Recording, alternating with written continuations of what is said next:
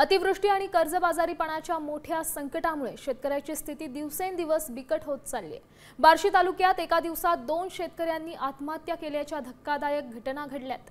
24 September रोजी दहिटणे गावातील शेतकरी लक्ष्मण काशीनाथ गवसाने आणि कारी गावातील शेतकरी शरद भागवत गंभीर यांनी गळफास घेऊन आपलं जीवन संपवलंय। सलग आत्महत्यांच्या या घटनांमुळे बार्शी तालुक्यात हळहळ व्यक्त होतीये।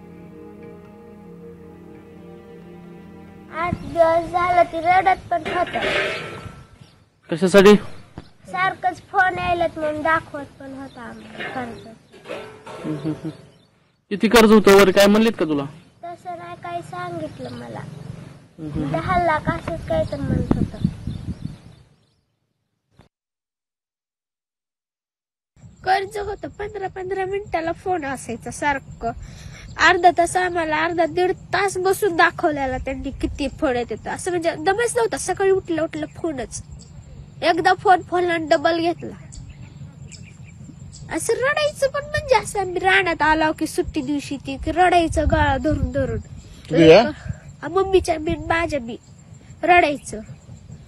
मग त्यांना सांगा म्हणायचं कोणाचा फोन येतोय काय होतंय, तर सांगत नव्हतं, गप्प बसायचं असं म्हणजे सहन करायची ही होती त्यांच्याकडे।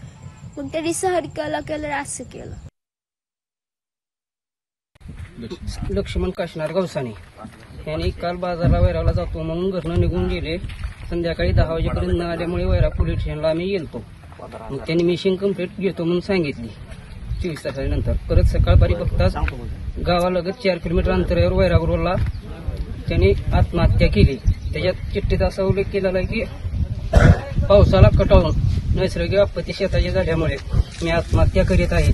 आमदार व खासदार व मुख्यमंत्री यांनी माझ्या कुटुंबाशी लक्ष द्यावे, यावर काळजी द्यावी। या सगळ्या संदर्भात सविस्तर माहिती देत आहेत आपले प्रतिनिधी विश्वभूषण लिमय। विश्वभूषण, काय सांगाल? 2 शेतकऱ्यांनी आत्महत्या केली।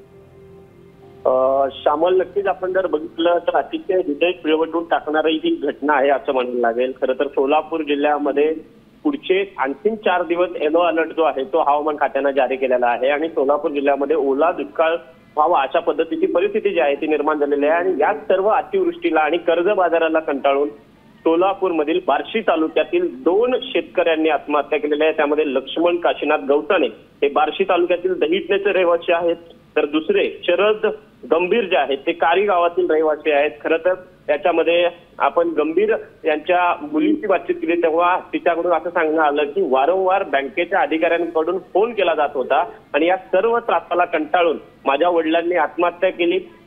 सरकारकडे तिची मागणी हीच आहे की जी वेळ माझ्या वडिलांवर आली आहे तशा पद्धतीची वेळ कोणाच्याही वडिलांवर येऊ नये। त्यामुळे अतिशय दुःखाचा मोठा डोंगर जो आहे तो गौसने गंभीर। धन्यवाद दिलेल्या या सविस्तर माहितीसाठी। आता isakal.com आहे देशातील नंबर 1 ची मराठी न्यूज वेबसाईट। प्रत्येक अपडेटसाठी isakal.com ला नक्की भेट द्या।